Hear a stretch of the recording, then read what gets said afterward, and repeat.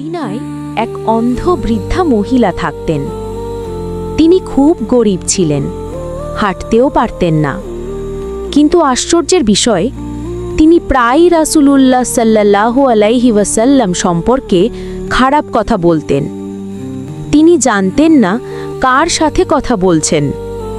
প্রতিদিন সকালে নবী করিম সাল্লাল্লাহু আলাইহি ওয়াসাল্লাম চুপচাপ তার বাড়িতে যেতেন, তার ঘর পরিষ্কার করতেন, তার জন্য খাবার তৈরি করতেন, তার পানি এনে দিতেন, আর কিছু না বলে চলে যেতেন।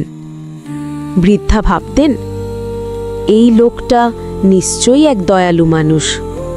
কিন্তু তিনি জানতেন না এটাই তো মুহাম্মদ সাল্লাল্লাহু আলাইহি ওয়াসাল্লাম। একদিন নবী সাল্লাল্লাহু আলাইহি ওয়াসাল্লাম মদিনা ছেড়ে যেতে বাধ্য হলেন। বৃদ্ধা অপেক্ষা করতেন।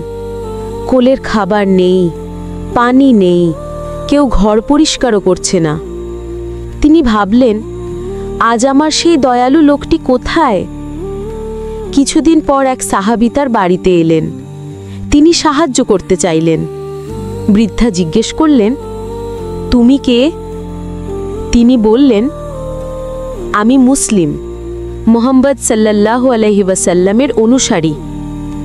বৃদ্ধা সাথে সাথে রেগে গেলেন, না না, আমাকে সেই লোকটাকে পাঠাও যে প্রতিদিন আমার ঘর পরিষ্কার করত, আমাকে খাবার দিত।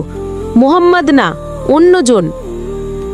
সাহাবী কাঁপা কণ্ঠে বললেন, মা, যিনি প্রতিদিন আপনার সেবা করতেন তিনিই ছিলেন মুহাম্মদ সাল্লাল্লাহু আলাইহি ওয়াসাল্লাম।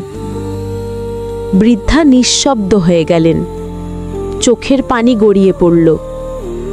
তিনি ফিসফিস করে বললেন, যে মানুষটাকে আমি অপমান করতাম সেই আমাকে প্রতিদিন সাহায্য করত। তার হৃদয় ভেঙে গেল। তিনি কেঁদে কেঁদে বললেন, লা ইলাহা ইল্লাল্লাহ মুহাম্মাদুর রাসূলুল্লাহ সাল্লাল্লাহু আলাইহি ওয়াসাল্লাম।